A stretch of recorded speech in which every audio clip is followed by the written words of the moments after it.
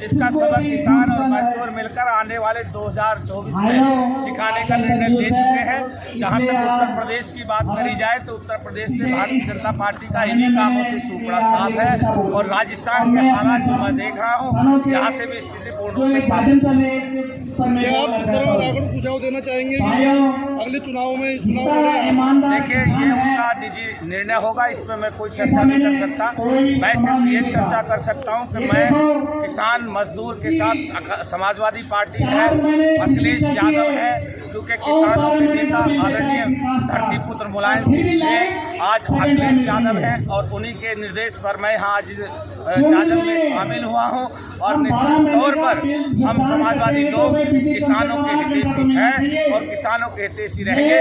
किसानों की लड़ाई सदन से सड़क से लेकर सदन तक समाजवादी पार्टी लड़ने का काम करेगी। आप जिस पार्टी की बात करते हैं उसी पार्टी में उनके घर में भाजपा से भी कोई प्रतिनिधि है?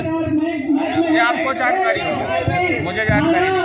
जो और पूछिए, आपको जानकारी नहीं है? ये मैंने उत्तर दे दिया।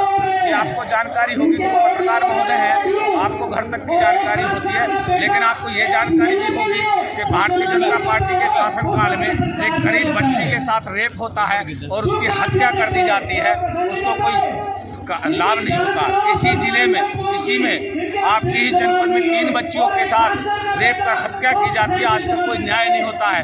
अगर अखिलेश मंत्री आओ ना।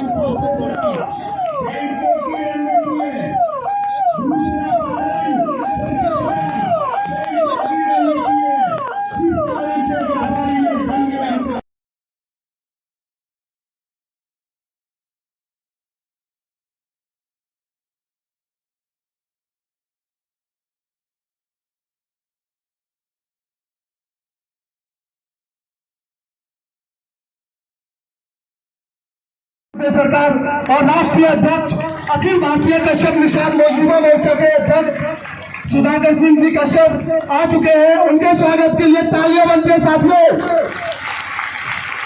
बहुत बहुत स्वागत है सर आपका। इंकलाब, इंकलाब, इंकलाब।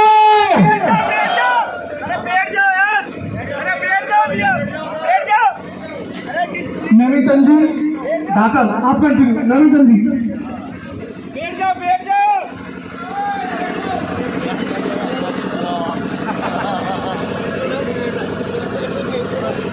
बैठ जाओ, बैठ जाओ। एक बार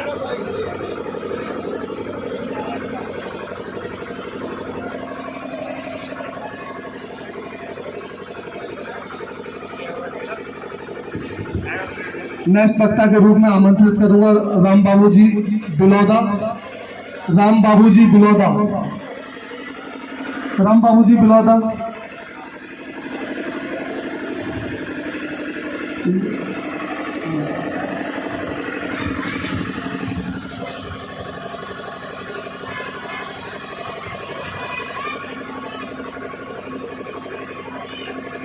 दूर दराज से पधारे हुए तमाम किसान और मजदूर की विचारधारा से ओतप्रोत मेरे युवा साथी, किसान भाई, माताएं, बहनें,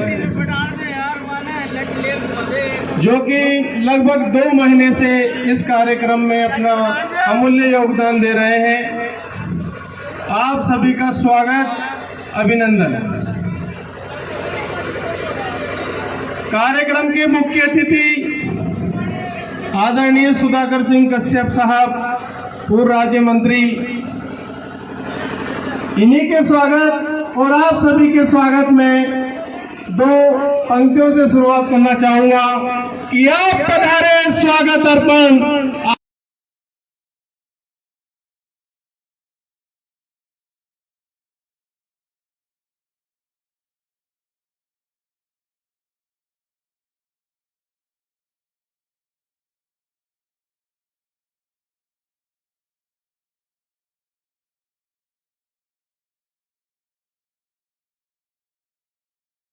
के जाता है, अगर दूरी पे हमारा खेत बना है तो 1.5 घंटे में नाल लगता है।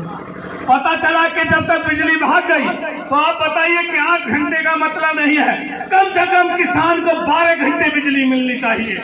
आज बताइए कि भारतीय जनता पार्टी इस राजस्थान प्रदेश के साथ में कितना घिनौना धोखे का व्यवहार कर रही है। मैं उत्तर प्रदेश से चल के आ रहा हूँ, आप बताइए कि उत्तर प्रदेश में 18 घंटे बिजली देने का काम भाजपा कर रही है, तो राजस्थान को क्यों नहीं दे रही है? आप बताइए। हम आपसे फर्जी बात नहीं कर रहे हैं, हम किसी राजनीति का पक्ष विपक्ष की बात नहीं कर रहे हैं, हम आपको आंखों देखी बात बता रहे हैं। आप मंगवा लीजिए, जियो है या सरकार के नुमाइंदे खड़े हैं, वो आज उत्तर प्रदेश को आपको दिखा देंगे, जबकि आबादी में आपसे बड़ा प्रदेश उत्तर प्रदेश कहलाता है। अगर क्षेत्रफल में देखा जाए तो सबसे बड़ा प्रदेश राजस्थान कहलाता है। मैं आपको गलत अगर कोई बात बताता हूँ तो इसी समय आपसे कहना चाहता हूँ कि आप लोगों की फसल के साथ में आप बताइए, प्रधानमंत्री फसल बीमा योजना किसने बनाई? भारत सरकार ने बनाने का काम किया। उस भारत सरकार ने बनाकर आपको गुमराह करके आपकी फसल का बीमा होता है, उस बीमे को नहीं दिया जाता है। बड़े अफसोस की बात होती है। मैं आप लोगों से बताना चाहता हूँ, आप बताइए कि अगर हमारी गाड़ी का एक्सीडेंट हो जाता है तो उसका पूरा बीमा सरकार देने का काम करती है। अगर मेरे किसान भाइयों की जो फसल मेहनत से उगाई जाती है, अगर उस फसल को नष्ट हो जाता है तो उसका बीमा पूरा नहीं दिया जाता। ये सौतेला व्यवहार है, किसान के साथ धोखा है, मजदूर के साथ धोखा है, क्योंकि किसान और मजदूर की प्रणाली एक साथ जुड़ी हुई होती है। ये दोनों की प्रणाली एक साथ जुड़ी होती है। मैं आप लोगों से ये भी बताना चाहता हूँ, मेरी मूलतः से मांग इस बिंदु पे हम ये कहना चाह रहे हैं कि किसानों का ऋण जो माफ किए जाने की योजना थी, उसको भी गुमराह करने का काम किया जा रहा है। घुमा के आपका कान पकड़ा जाता है, किसान को गुमराह किया जाता है, जबकि ये जानते हैं कि किसान की मेहनत से चूल्हा चलने का काम होगा। मैं इसके साथ में अपने के समय का अभाव है, मैं आपको कहना चाहता हूं कि मैं सरकार से अपील करना चाहता हूं, जो 20 वर्षों से किसानों के साथ में उत्पीड़न हो रहा है वो बंद किया जाए। जो धाकर जैसे लोग, जो हमारे रामकरण कश्यप जैसे लोग, इन लोगों का जो आंदोलन, जो तमाम क्रांतिकारी लोग हैं, इन पे निश्चित तौर पे प्रदेश सरकार ने जो मुकदमे फर्जी ढंग से और राजनीतिक लोगों के कहने से लगाए हैं, उन मुकदमों को तत्काल प्रभाव से वापस।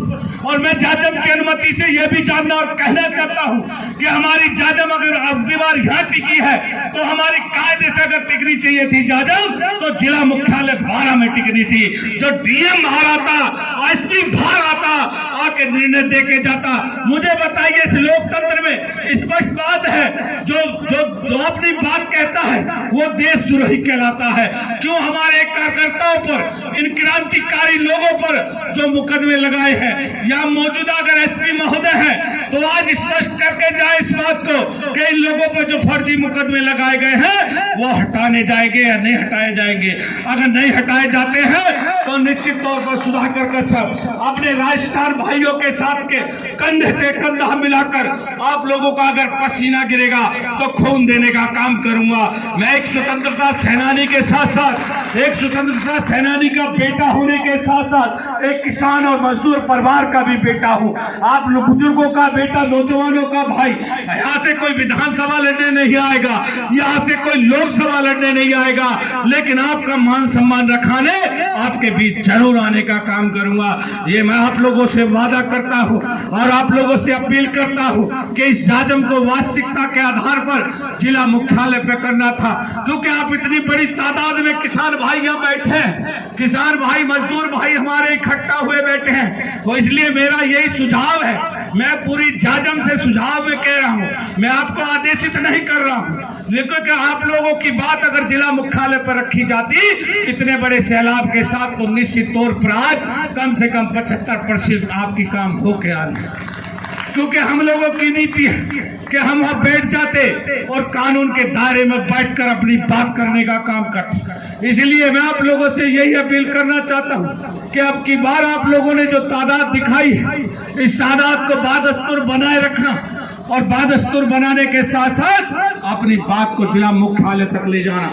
मैं यहाँ आप लोगों से कहना चाहता हूँ, अगर प्रदेश के मुख्यमंत्री के स्तर की बात अगर है तो मैं निश्चित तौर पे आपको विश्वास दिलाता हूँ, आपकी कमेटी के 15 लोग तैयार हो जाना और जितने उनके स्तर की बातें होंगी उनका निस्तारण कराने का वादा करता हूं।